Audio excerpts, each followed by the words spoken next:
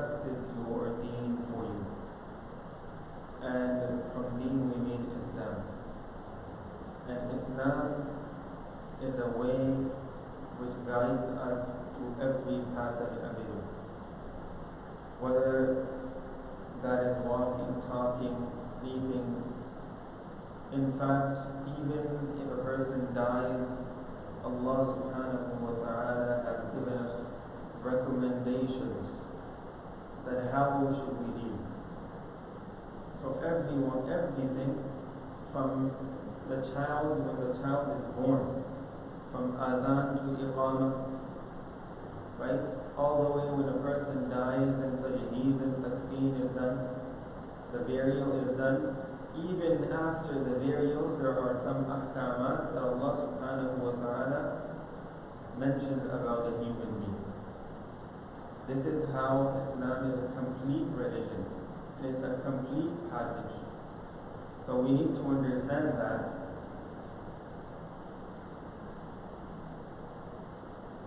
Amongst these ahkamat and the orders, one of the order of Allah subhanahu wa ta'ala is inheritance,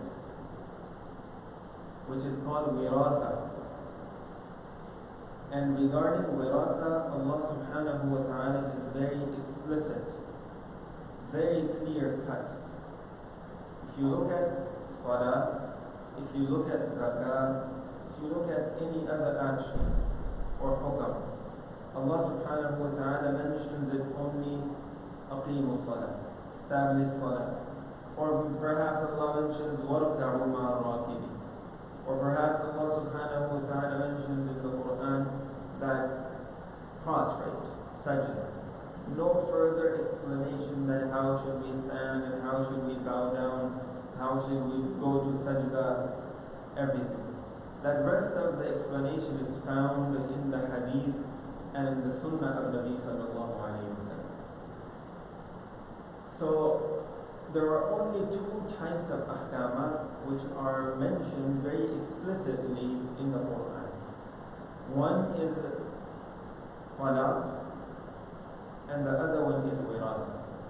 And wirasa is more explicit and clear than talaq, because the rest of the explanation again it is found in the ahadith and the sunnah of Nabi sallallahu alayhi wa sallam. And these are the two issues which are very explicit that many people are unaware of. We are ignorant regarding such ahkamat. Even though these are the ahkamat that every person has to deal with. Talaq, of course, before talaq is nikah, talaq, and wirasa. And on top of that, talaq, perhaps some people use it, some people may not, right? Some people have to give talaq, some people may live their life together. So, a lot of people, when they have conflict, they don't know how to deal. They don't know how to separate.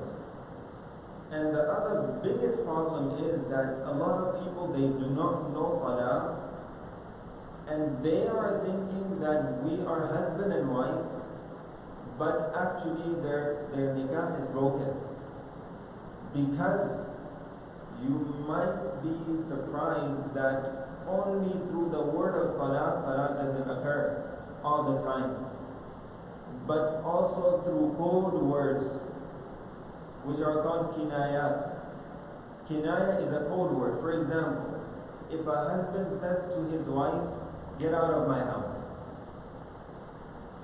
get out of my house, and he intends talaq with it, like he intends that our talaq has occurred. And such words, if a person uses, this is called talaq kinaya. And this is more severe type of talaq than the word talaq. If you use the word talaq, I have divorced you, I have given you talaq, what talaq occurs? And you can do ruju, you can refer back without doing anything.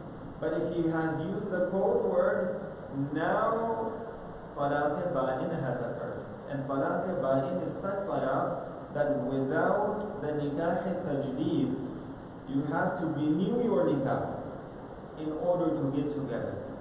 So this is just, for example, I've mentioned this, that how ignorant we are from such ahkamat. So these are the things that we must understand. Sometimes nikah has not occurred and people think that we are in the state of nikah. Some people, what happens, that nikah is broken and they don't even realize that our nikah is broken. Some people, they want to be separated, but they don't know how to separate. There's a way of also giving talaq, right? So there's a sunnah way, there's a ahsan way, there's a bid'ah way, that you will be separated, but you will be sinful. For instance, like if someone gives 3 talaq at once in one gathering, this is bid'ah. Talaq bid'ah. Talaq will occur, but this is not the sunnah method. So this is why it is important for us to understand these ahkamat. Similarly, ilmul fara'id. You know, this wirasa ahkamat, this subject is called ilmul fara'id. Allah subhanahu wa ta'ala again and again use the word fariḍah or fara'iz in the Quran. Similarly, as I mentioned the hadith to you of Nabi sallallahu alayhi wa sallam, that Prophet sallallahu alayhi wa sallam is commanding Abu Hurairah radiyallahu ta'ala that, O Abu Hurairah, learn ilmul fara'id. Learn it and then teach it. Teach it, because this is the first knowledge people will forget, and this is the first knowledge that which will be taken away. Also, another hadith of Nabi sallallahu alayhi wa sallam, he encourages his ummah to learn ilmul fara'id. And I am very soon going to leave you. So you learn 2 things from me now while I'm alive. Quran and ilmul fara'id. Because a time will occur that 2 people will dispute regarding ilmul fara'id, meaning wirasa, and they will look for a judge and they won't find anyone because no one has the knowledge of it. And this has happened. And this is one of the most difficult subjects in Islam, ilmul fara'id. It's not like only, okay, 1/6 and 1/8 and half and this and that, 2 and 1. This is only a standard. There are thousands of different scenarios and situations and different ahkamat associated with this ruling.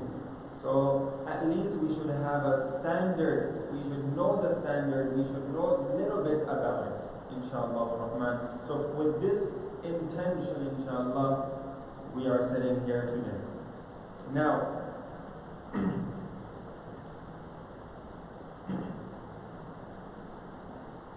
if you are worth anything, meaning if you are wealthy, if you have something that you own, that you must understand that you have to learn about wirasa. You have no other option, because every single person has to go through this. Every person, without any doubt. So that's when, before you do anything, without knowing, like if you don't know the ahkamat, you must consult with the ulama, and those ulama that who are expert in it, because this is not the field of everyone. This demands a high experience and expertise. So you should refer to an experienced, an expert alim and a mufti regarding the wirasat ahkamat. So where we live, as I mentioned before, that there are 2 things that you must consider. One is the law of the land, and one is the law of Islam. You have to know both. A lot of people know everything about the law of the land, but they don't know anything about the law of Islam. Perhaps some people know a little bit about the law of Islam, but they don't know the law of the land. Why you have to know it? Because maybe what happens that without knowing the land, the law of the land, you were worthy of something You were supposed to get something and thinking that I don't deserve it or I am not even part of it, and then you miss the opportunity which Allah has provided you, which Allah has given you. So, and also vice versa. You were supposed to give to someone, and you're thinking in your mind that they don't deserve it. Like, for example, the law of the land is that if the husband passes away, the wife gets everything. Right? If you have a name on the deed and the person passes away, whoever name is on the deed, he will get it or she will get it. This is the law of the land. But this is not the law of Islam. This is not the law of Islam. This is why you have to understand this. In terms of Islam and in terms of the law of the land. So this is the first thing that we must understand. Now, in Islam, relatives, immediate relatives, considered to have a share in your property after your death. Now, of course, the basic standard is father and mother gets how much? 1/8 or 1/6 if they have a child. How about wife? No. Father and mother gets 1/6. 1/6. Wife gets 1/8. Right? And then whatever is left, it will be distributed between the children. Of course, boys and men, they will get twice of woman. This is the basic standard. Now it changes and varies. If there are no husband, there is no father and mother, or if a person only has daughters, it changes. Other people come. If a person doesn't have anyone, another hukam changes. If a person doesn't have a father, hukam, all it varies. But the basic standard is that 1/6, 1/8, and then rest is for the children. Now, you also must understand that relatives, they have a say in your wealth. They have a say in your wealth. For example, if you are on your deathbed, you are sick, you are ill, and that illness, I mean by illness, that illness is not terminal, but that illness is your final illness. Right? You became ill a week ago or 2 weeks, and in the same illness you pass away. Now here you cannot make wasiyah unless relatives and immediate relatives approves. So this indicates that already, even though you're alive, but in your wealth, your relative has a say, as if it has gone to them somewhat, somehow, because it was yours. You could have done with it anything, but because now you became ill and you are about to pass away, everyone has to pass away, of course. Now, if you want to gift it, if you want to make a wasiyah, now you can't do it on your own. If you are doing it, first of all, it's not allowed. Only time it is allowed when all of the inheritors, they agree and they allow it. So this indicates that before even the death of the person, the inheritors has a say in it. This is a very important point. Now, another thing that I mentioned, two things, gifting and wasiyah. Of course, one rule has been set by Islam that la wasiyata liwarith. You cannot make a will for the inheritor. For example, your son, your daughter, your wife, your parents, you cannot make a wasiyah for them. Why? Because their share is already determined by Allah subhanahu wa ta'ala. You cannot do that. It is not allowed. Even though if you do it, it's not allowed. Unless all of the inheritors, they agree. And they give it on their own. Okay, we think he deserved it, or she deserved it because of his situation or her situation. Similarly, if a person is on his deathbed, a person cannot gift. Because now the element comes that perhaps this person is trying to deprive his waritheen and inheritors. So while you are healthy, that's okay, you can gift it. It's yours. Right? But if you are on your deathbed, you are in that sickness, final sickness, you cannot gift it unless again everyone agrees. All the inheritors agrees. Right? But you must understand that gifting is a very tricky thing in Islam. Gifting is a very tricky thing. A lot of people, they think that I have gifted something to my son, my wife, especially particularly in this land, or my daughter. But in Islam, that gift has not been completed. You must understand that in gift, there are three elements and three things you must consider. First one is offering. Number two is acceptance. And number three is qabla and possession of that thing. And it depends upon the thing, that what thing that is. For example, money, right? In terms of if I'm gifting money, then the qabla would be considered, the possession would be considered I hand over, right? If it is a house, then that means I hand over the keys and all the responsibilities.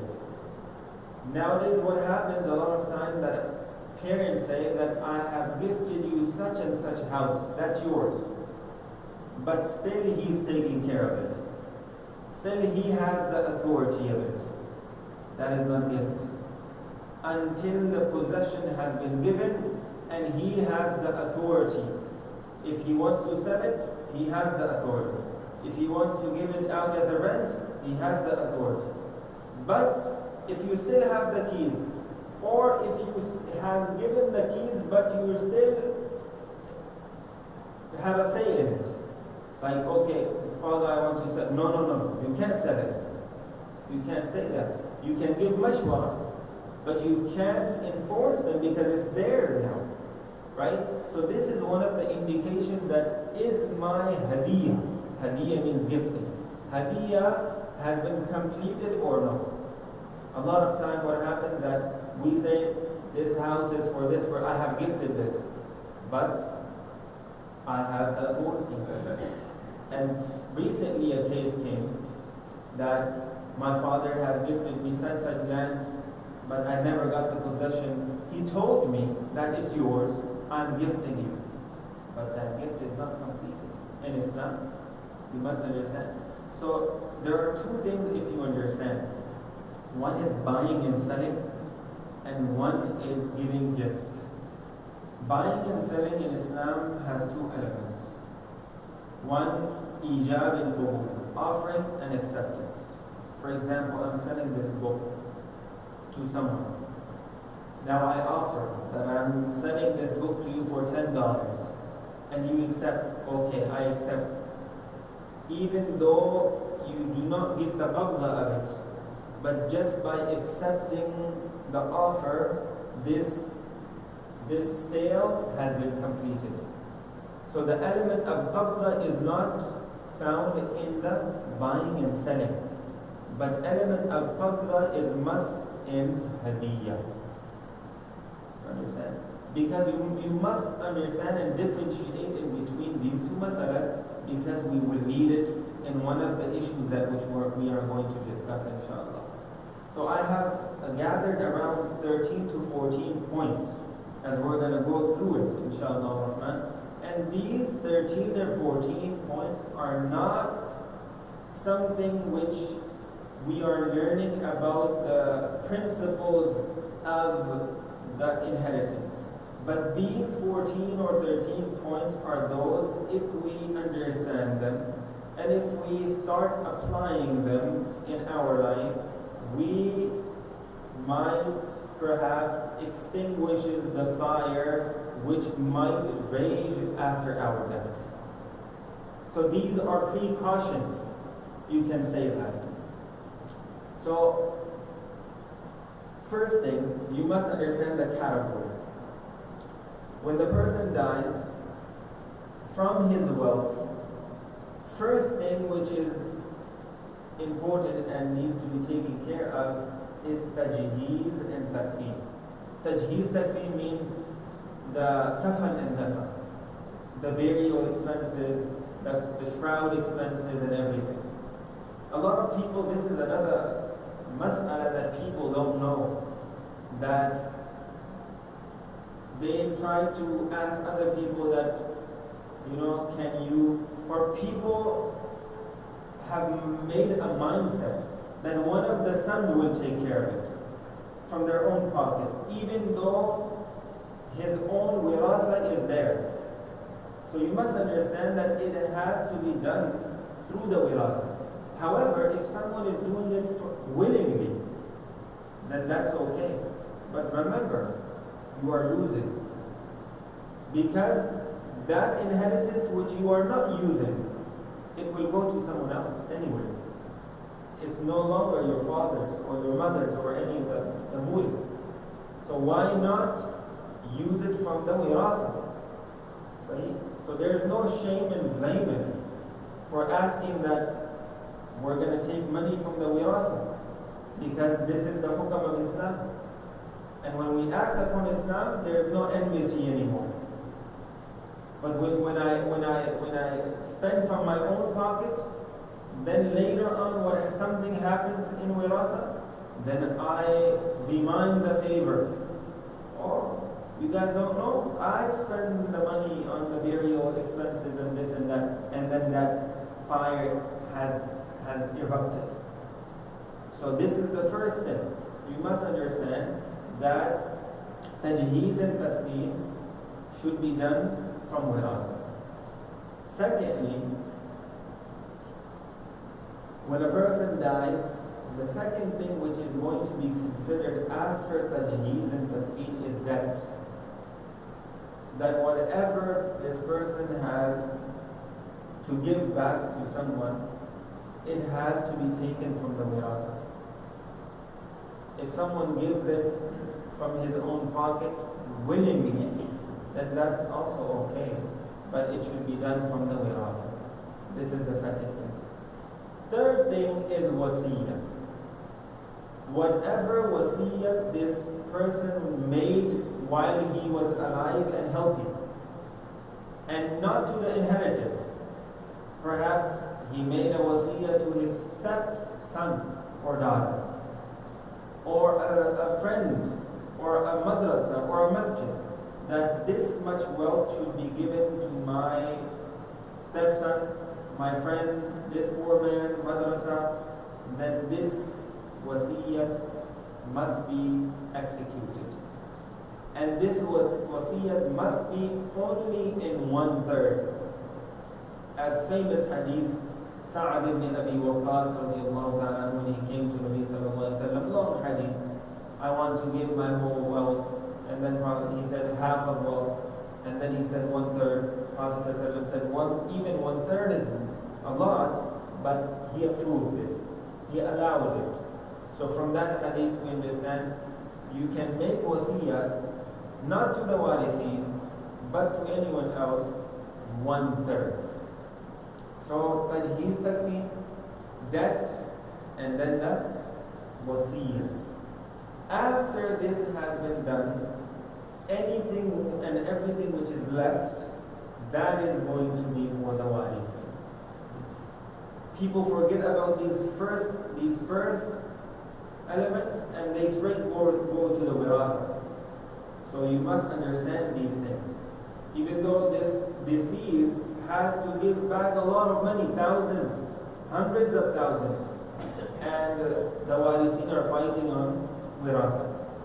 And they forget about that actually this Werasat, first of all, we have to take care of this.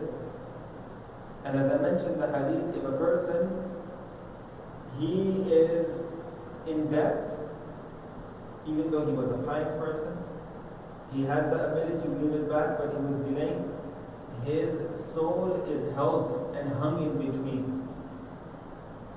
between the heavens. It doesn't go to Illiyin nor to Sijjeen until this debt is paid out. And you know famous ahadith is that Prophet ﷺ, whenever he would pray janazah, he would ask that, is this person free from debt or not? If this person owned, then he would not pray janazah. And this has happened a couple of times. And then Ali radiallahu ta'ala anhu announced, Ya Rasulullah, I'll take care of it. You please pray janazah on our brother. And then Prophet sallallahu alayhi wa sallam prayed janazah over him. So if we own money, right, we have to give back to someone, then you must, and you have the ability of it, to give back and pay back. Do not delay. Because this is another thing that we must understand. But in this country, like people own the home or people own the property, or they owe the money on, like in the financing. Yes. And that has to be paid before This is why nowadays, as I mentioned, I think in the tafsir in the beginning chapters, that we have other options. Before it was different. We had no other options, and a house is a need, of course, at least one house, especially in this country. Now we have alternatives, and that is Islamic banking. And you must understand that there is difference in between Islamic banking and these regular banking. In Islamic banking, there's a different type of deal. It's month to month. Every month you're buying shares. You don't have to. You're not owning anything, or you're not in the state of qarad. You have not lended. They have not lended that money, that hundreds of thousands, just like the other bank. It's different. They make a deal with you that every month you're gonna pay this much amount, and for this much amount you're going to buy your share and you're going to live in it. So it's a month-to-month deal that you purchase slowly, and eventually you buy it out. So we have this. And another thing is that there is no element of sood in it, in Islamic banking. Even though, like our Shaykh Mufti Taqi Uthmani, Hafidhullah, he used to say that these banks are called Islamic banks, and I am not saying that everything is Islamic, but we are working towards betterment. But one thing is for sure, that if you deal with such banks, Islamic banks, especially those Islamic banks which are connected to ulama, not just by the name Islamic, then you at least think is that you will be safe from riba. Because they have come up with those transaction deals that which are allowed in Islam. Like there's one of the deal which is called murabaha. Murabaha is a very detailed subject. Or there is another deal which is called musharaka, which needs a lot of explanation. But it's a deal, like a lot of people, like common people think that apparently everything is same. Apparently everything is same, and it is even difficult as Islamic banking to deal with them. And it's expensive, but it's not the same in terms of dealing.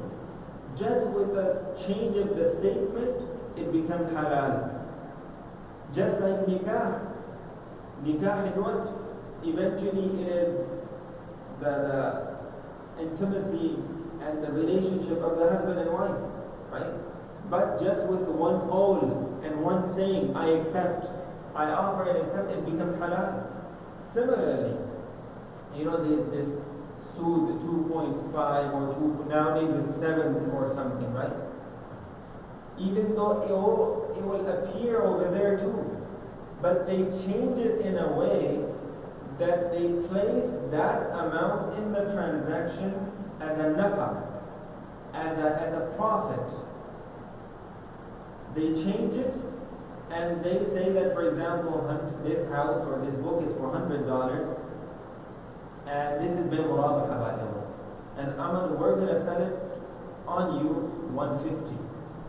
We're going to buy it, purchase it for $100, and we're going to sell it to you for $150, and that whatever the profit is, we're going to fix that profit in 7.5 or whatever. So they fix that profit over there. You understand it? But regular banking, they're going to say this 7.5 or 8%, this is going to be riba. So explicitly that is riba. But they change that scenario and they change it in a way physically and also through the statement, it becomes halal. Even though still in the background there's like World Bank and these banks that they have to deal with. But ulama Sheikh used to say that we are working on our own state bank, Islamic state bank. But it's going to take some time. But for this time, at least they have given the fatwa that everyone should deal with whatever is available. Whatever is available. So, I hope that answers. He's already involved. He already has the house as a payment. He doesn't regular banking. What do you do when he dies? Yeah, that's something he must be worried about. That is not just the person gonna get it like a lot of say I owe the money, like a bank owes the money, and if I die, what is the balance? The bank gonna get it before it's gonna go to somebody else. But that means that the person who owed it, he's not gonna be responsible because he's gonna be the thing is over the First of all, like in regular banks, he's dealing in riba. First of all, that is how. And on top of it, he has borrowed so much money. Yeah, so it had, if it is that one house that ulama allowed, even though some ulama has allowed it. So we hope that the mercy of all system is just like yes. But I've seen personally people like who purchased the house for $400,000 for example, and they paid it off in 5 years. If you are determined that I have to get rid of it, I have to pay it off, then it's achievable. It's achievable. And you can ask for qarz from other people. That okay, if you give me qarz and then I pay off my house, because the main thing is to be safe from the riba, and then slowly I pay back. So this is the intention, which is good intention. You will be safe from the riba, and side by side you can pay off. And during this time, if a person dies, he had a good intention. And if this person had a good intention and he was willing to pay back, he had the proper intention, then we hope from Allah subhanahu wa ta'ala that this person is, inshallah, will be safe from the punishment. Anyways.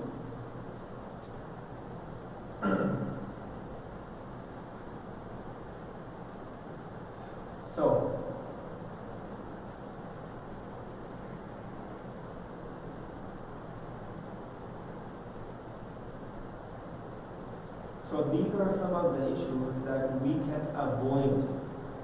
Like for example, you leave Werasat and you leave fire raging behind. And after you is what happened, that fight erupts. And if you could have done something, you could have avoided it. I'm talking about a warith the person who is deceased now, if he had taken some precautions and had dealt properly, then that would not have happened. For example, for instance, like what happens in one situation, that if a father or a husband, he gives something to one of the child, or he even sells it, but it's only in between him and that son, right? And there's no witnesses. And after that he dies. And this is what happens in our communities. We think having witnesses is what? Is a shame for us. Is a shame for us. You don't trust me? Huh? Why don't you don't trust me? And then if you are dealing, even Sharia has mentioned that even you're dealing with your own son, have witnesses. If you're dealing with your own brother, have witnesses.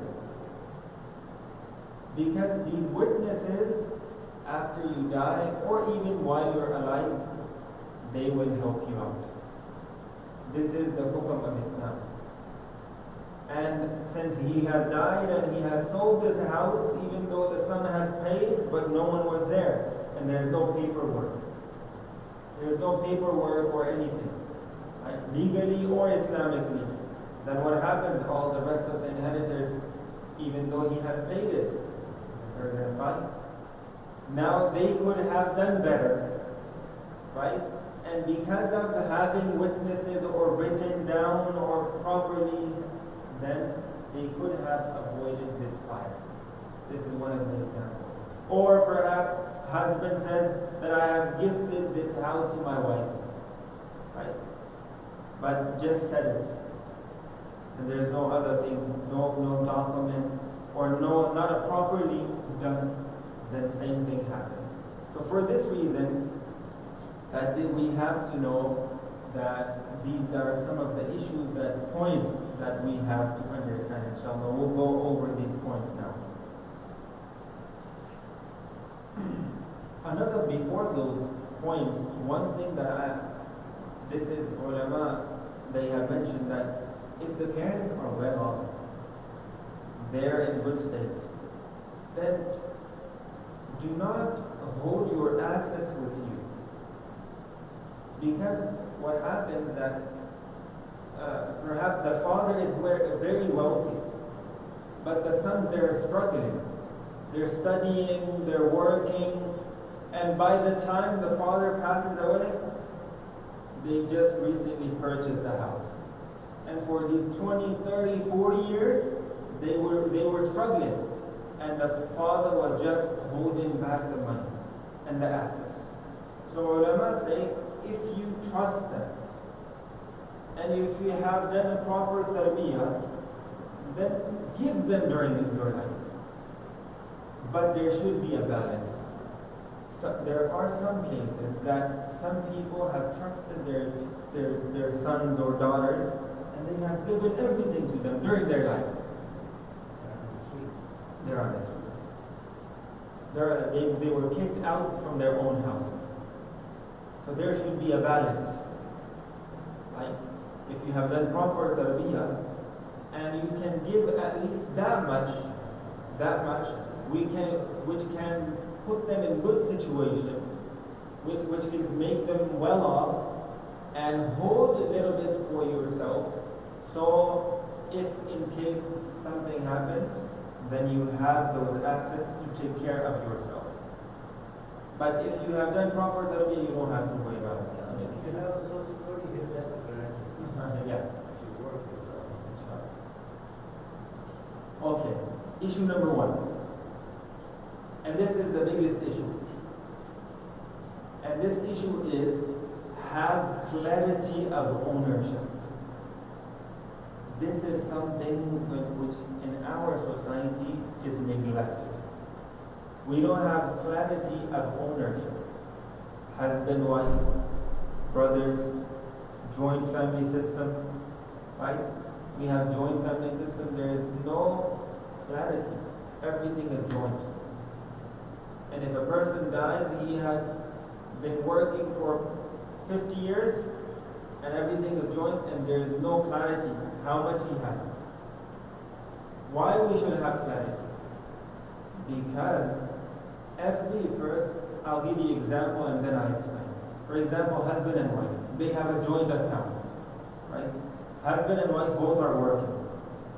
Their money is just coming. And they have not mentioned that how much percent is mine and how much is yours. And it's been working like that. Now one of them dies. How would you determine that how much will go to their inheritance? There's no clarity. No, Islamic. No, because there wasn't any clarity.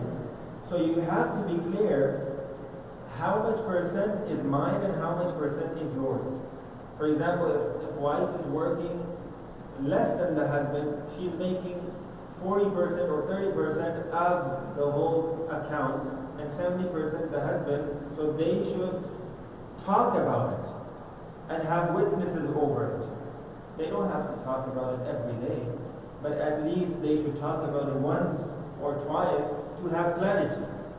That if something happens, then of course the inheritors of the wife are different and the inheritors of the husband are different in terms of parents, right? And brothers and sisters. So this is why clarity is a must. Every time if there's a joint family or joint account, we should have clarity that how much we have and how much I own. This is very important. If the husband and wife are earning in America is easy, so you get a statement from the Social Security, how much you pay, you know how much you earn. Another thing, why clarity is important, also on top of that, what happens that husband gives gifts to the wife. This is yours. That much is yours. For example, wife is not working. They still have a joint account. And the husband gives a lot of gifts every month. This is yours, but it still goes to the joint account. Then again, clarity, transparency should be must. So the main issue is that we should have some sort of clarity and transparency. Otherwise there will be ikhtilaf and there will be ambiguity. And because of ambiguity, anything which has ambiguity, it will cause to dispute. It will lead to dispute. It will cause dispute. We all know that.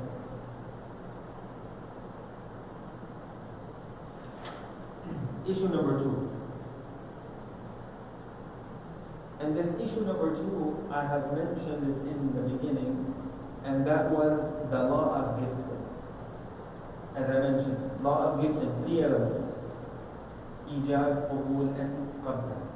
Offering, acceptance, and possession. In Islam, it is must. Now, there are many other situations. The father said to one of the child, I'm going to give you this house, or I am gifting this house to you, but possession is with him. It's not a gift. And many other situations.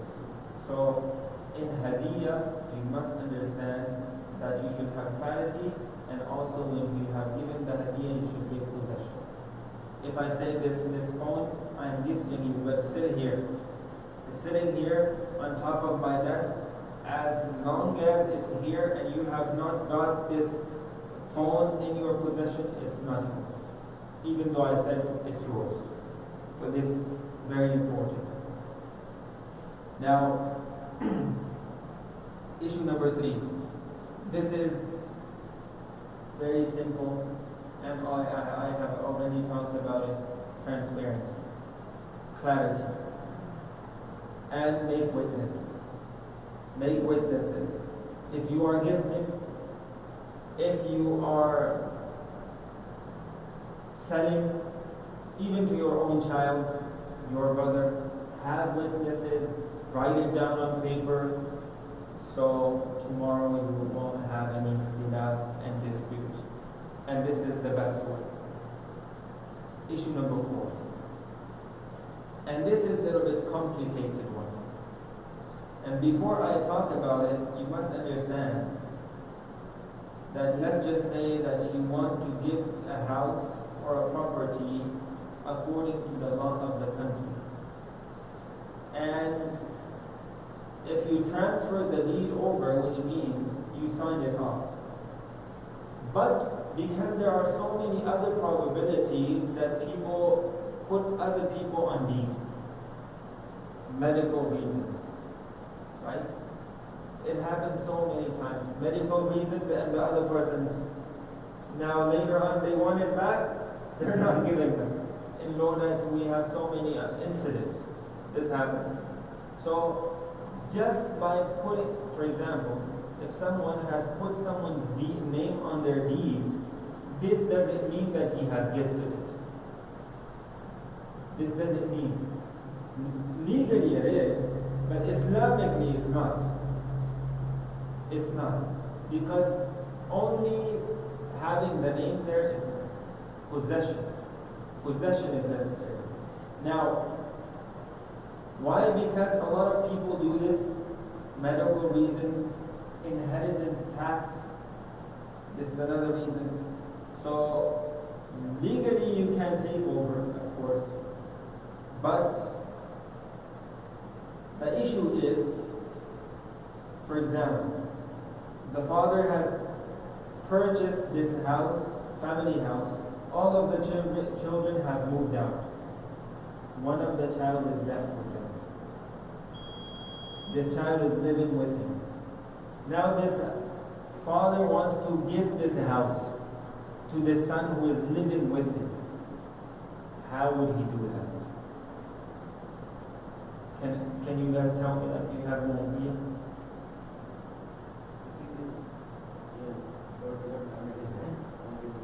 That's legal. Yeah. That's legal. Yeah. But Islamically, For Islamically, you can't. There's a way. And it's complicated. And a lot of time we hear about this, that father and son are living together, joint family, other sons or daughters have moved out, and this father has gifted this house to his son who was in his service and was living with him, just by saying that this is yours, or he has put his name on the deed. It's not going to work like that in Islam.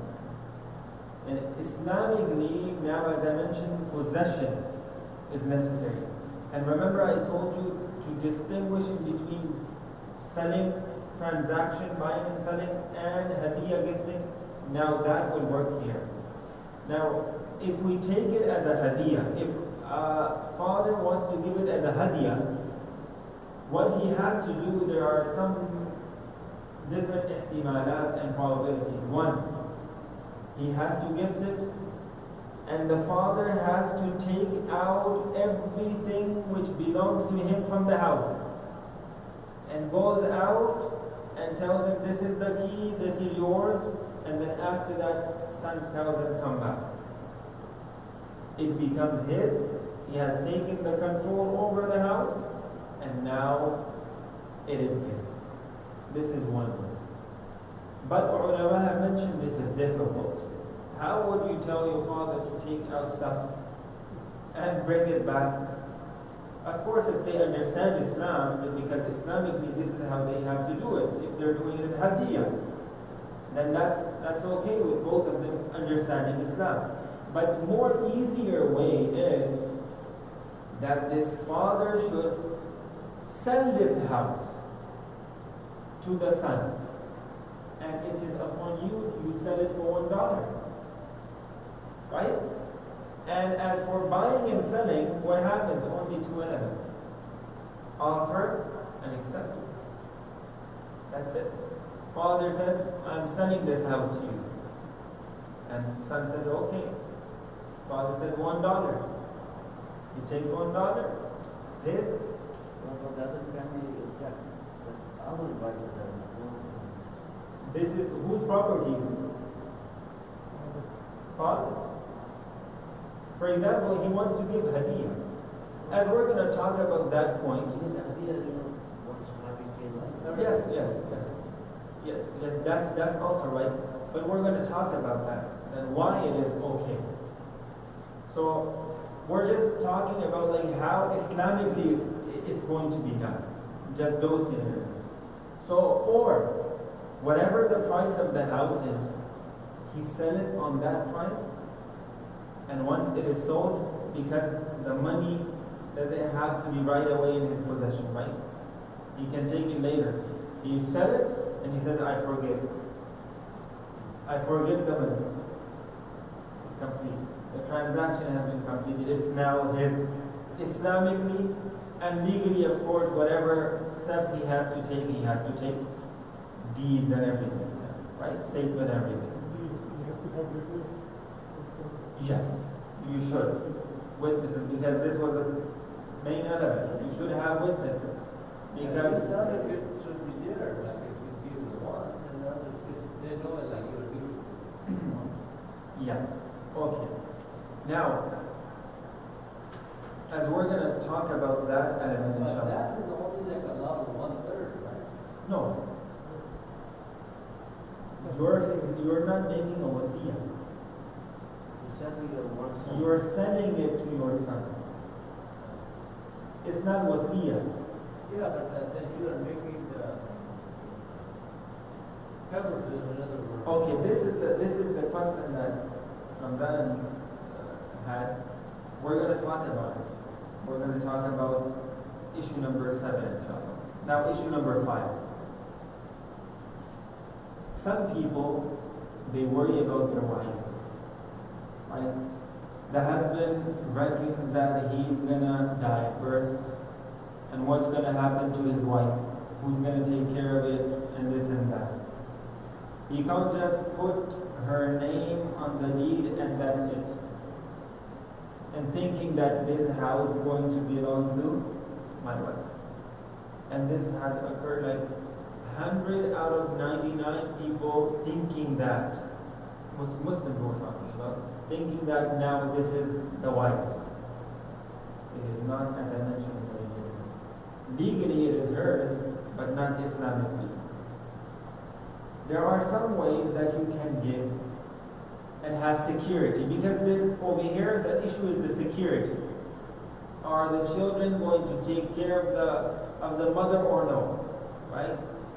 Will she have anything for her support or no? So, ulama have mentioned, number 1, just give to her the entire house and belongings, and it will be hers. Before the son was living, right? And the belongings has to be taken out, but over here they share everything, right? So give all belongings and the house, and the possession now of the house is of the wife, and now it will be hers in terms of Islamic. Now, but there's a risk. You know there's a risk in it. How about if a wife dies before her? What happens? Now the inheritance, now the husband doesn't have anything. Yeah. Even though this house was of husband, and for the security purposes, he was going to do this for the wife. Now what happens? Wife dies. Now he gets only 1/8. 1/8.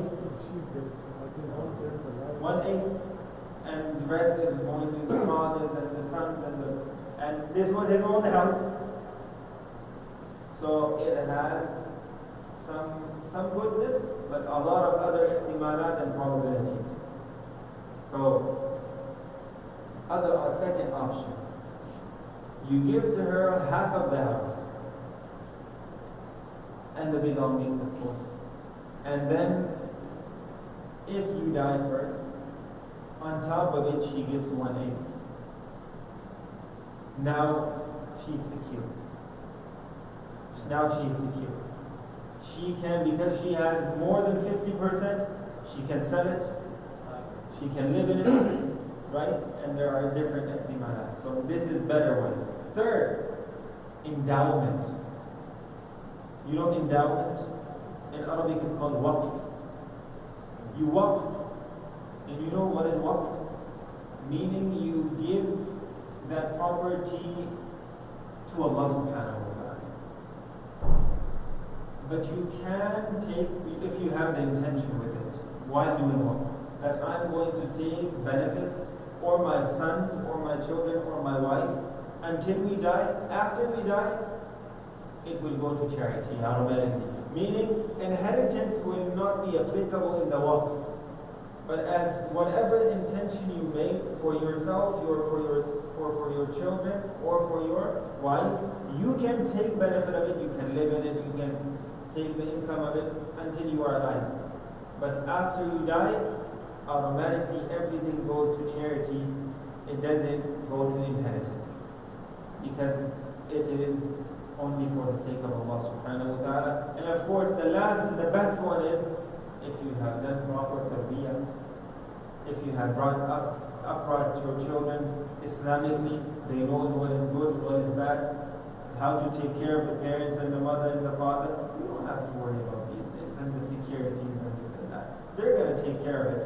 Everyone's going to get according to whatever Islamically Quran mentions the share, and everyone has their own security. So this is another issue. Issue number 6. It's 31. That? Okay. Let's a couple more, inshallah. Yeah. Inshallah, slowly. We're going to work for it, inshallah. Issue number 6. The father has sold a house to one of his child, son, daughter, and he has not paid it yet. He sold it. Everyone knows. They had witnesses. Sold it 10 years ago. House was, for example, 100,000. And it's 10 years ago. Now it's worth 500,000. Father passes away. Still didn't pay anything. But the purchase was done. Right? Now all the inheritors say that actually what happens, because whatever the money he was going to give the father, now it's inheritance, right? So other inheritors demand that now you're supposed to give the value of now. So what is the matter? The answer is whatever amount they agreed upon, whether that is 10, 20, 30, 40 years ago, that amount will be paid, not the amount of at this time. Understand? That only 100,000 will be paid, not 500K, because that was the agreement. And that is only if they have witnesses and the written statement and everything. If there are ikhtilaf and ambiguity, then they will go to the court, and then Allah knows what happens. But this is only if there was transparency, there was clarity. If they have it in writing, the court will go with it in writing. I mean, Islamic code I'm talking Oh, about. I think it is true. Yeah. You have like agreement. Yes. And I think this country is the same thing.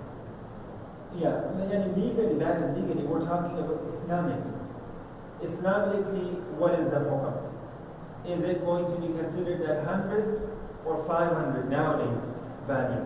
So of course, Islamically, everything was agreed, everything is clear, then whatever was agreed, that will be taken. Issue number 7. Gifting the child during lifetime. This is the issue that you were referring to. What is the best way? Are you obliged to gift according to the inheritance share? There's another question. That do I have to give, when I'm gifting my children, do I have to gift accordingly, like half and complete 1/6, 1/8? Do I have to consider that or no? There's another one. So the answer is no. Answer is no. In fact, the answer is if you are gifting, you have 2 children, son and a daughter, right? Son gets double in inheritance. But while gifting, they should get equal. When it comes to the gifting, as famous hadith. Sahabi came to Nabi sallallahu alayhi wa sallam, Ya Rasulullah, be a witness that I'm gifting this child of mine this. Be witness over it. Prophet ﷺ said, do you have other children? He said, yes. Then he said, you are making me witness over this? And the Prophet ﷺ used very severe and strong words for it. So that indicated that it is not allowed to deprive. Because ulama mentioned that their Prophet ﷺ was Hakim al-Ummah, he was the Rasul, he understood some problem, there was some problem with him. He was trying to deprive others. So that's why Prophet ﷺ, he rebuked him, that this is not allowed. And on the basis of this, ulama mentions, generally it's not allowed to give to one and deprive others. However, if Islamically, there are some reasons. For example, one provided more services to the parents. One is more poorer than the other, right? Or for example, one of the child is addict of substance. He knows that he's gonna waste. He's gonna be smoking weed and drinking and this, and so he can deprive. But not just depriving, just saying you are out, you are deprived now. But rather during his lifetime he has to give here, there. So when he dies, nothing is left. Because if a person dies and something is left, no matter what, no matter if you were getting along or no matter if you are enemies of one another during your lifetime, it will still go to them, because this is the law of Islam. So this is very important. Issue number 8. Can you deprive a child? Perhaps they being disobedient, and a lot of times this has happened, that when they're disobedient that they are deprived. Or abusers. A father knows that he will abuse the wealth and spend it in haram things. So again, remember, after you die, you have no say whatsoever. If you leave something, they will get it. But during your lifetime, you can do and manage things like gifting and wasiyah and here and there. And this is how you don't leave anything behind and they will be deprived. This is how. But still, you have to refer to ulama. You have to mention this whole situation and scenario. Maybe perhaps you are doing dhulm by depriving them, right? So you have to consult with ulama and mention that particular situation. If they allow it, then that's the case. If they don't, then you will be accountable on the day of judgment for it. Issue number 9. Only a couple of minutes, inshallah. Can inheritance be received by a non-Muslim or vice versa? For example, if there was a Muslim and he had relatives or son or close immediate relatives who were inheritors, can they receive or not? Or vice versa, if a non-Muslim, he dies and his son or wife or someone was Muslim, can they receive? So the answer is, in Islam, there is principle of Werasat, co-religions. It has to be, both of them has to be Muslim. If one of them is non-Muslim, then they don't get anything. There's no inheritance. However, one can have money from non-believer through wasiyah. One can have money from non-believer from wasiyah. For example, if a non-Muslim dies, she leaves inheritance, right? Muslim will have no share whatsoever. But if a non-Muslim dies and this non-Muslim made a will that this much should go to that person and that person is a Muslim, then this is a will, wasiyah, bequest. And this wasiyah, it will be halal for him to take this money. Understand? Issue number 10. adopted child, stepson, stepchild, can they receive inheritance? Of course, in the Quran now no mention of that. However, they are not natural, original Quranic inheritors. They don't have any share. However, a waris can use wasiyah. If the stepson, stepdaughter, they were obedient, you had good relationship with them, they served you, you want to give them, pay them back, one way. Either give them while you're alive, or you make a wasiyah, will, right, bequest, and then that will be executed in Islam, and it will be halal. Two more issues. Issue number 11. And of course, this issue, actually this is an advice, as our many ulama give this advice, and that is not to delay the distribution of inheritance. Now the question is, when should we talk about it and when should we distribute it? So the answer ulama gives that when everyone is calm and they get themselves together, which is what? Month, or perhaps the most is 40 months? No, sorry, for 40 days, like iddat you can say. For the wife, for iddat. 3 months you can say. 3 months, right? So after that, you leave. And even during this time you can determine that what is going on. How much assets you have. The first thing you have to determine how much assets this person has left behind. Who are the inheritors? Right? Who is getting how much? And perhaps there might be different assets. Cash, property, right? Other things, right? Liquid assets. So these are different things. Everything has different order. So perhaps some things can be shared. Some things has to be sold in order to distribute. So they have to determine that. So when the time comes, appropriate time, they're ready. Everyone knows what to do, how to execute everything. So this is an advice of ulama that do not delay.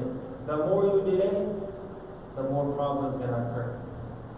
And the people that in the society we are living in, we delay it so much that our forefathers, from our forefathers till now, it's not even distributed. And now if they distribute, even though if they were millionaires, now I think now this generation will get only $10. So this is another way to lose your own money, which was yours. Because we feel ashamed to talk about it. And people will say, "Oi, is it the parwai nahi ho? Yo to wo ceremony se aur galat kar rahe hain, Werasat ki baatein kar rahe hain, aise kar." It is yours now. You must understand, it is yours. Of course, you have to be respectful. As I just mentioned, you get yourself together, be calm, and when everyone is calm, when everyone is ready, then you should talk about it. You have to determine, consult with ulama, consult about things, this, cash, property, this, and then accordingly you distribute. Issue number 12. And again, it's an advice. It's a big time tradition of depriving the daughters and the sisters, women folks. I think alhamdulillah it's changing now. It's changing. If we are the people that didn't give the share to the popos and the daughters and this and that, so we should try to pay them. Or at least what we can do is to go to them or their daughters or their sons and seek forgiveness. To at least make it halal for us. Because maybe our forefathers, our fathers, they haven't done it. so at least you can seek forgiveness on behalf of them. But when it comes to you, then make sure you do it properly. And a lot of people, they deprive them. And what they do, this is a big issue.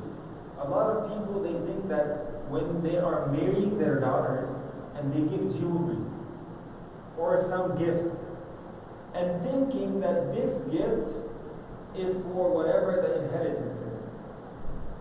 And they think that, okay, they have bought it out. Right? This is a gift. And on top of gift, if anything is left behind, automatically they will Islamically they will become owners. And nowadays what happens that even if some people ask them that, okay, we're gonna do, because of shame, they're gonna say, no, we don't need it. We don't need it. So you must give. You must give. Issue number 13 and the last one.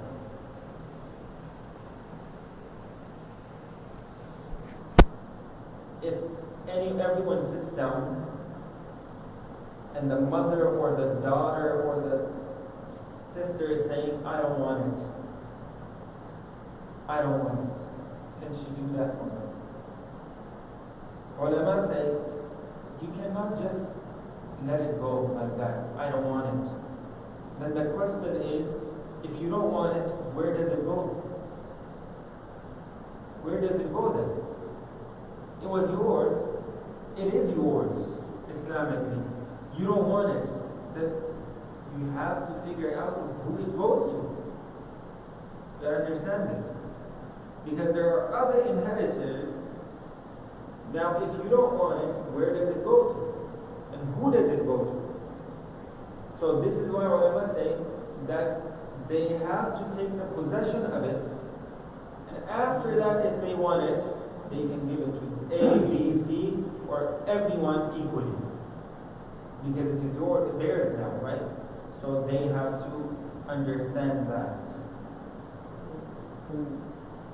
For instance, for example, like my sister, say she doesn't want to take it from her brother. Or if you say, well, I don't want it, and then brother says, well, I don't want it, then if the sister says, well, I want to give it to my niece or my nephew. This is hers. This is gifting her. But just saying it. Yes. But she has to first, remember, she has to take the possession of it. Because if she only says it, And that's the difference. That's problem. yes. They don't take position, they say, okay, I don't Yes. want to give to this one. But that doesn't affect us. Say, if you give to somebody else, that's not really what the rules that are allowed. No. Why you're allowing? Why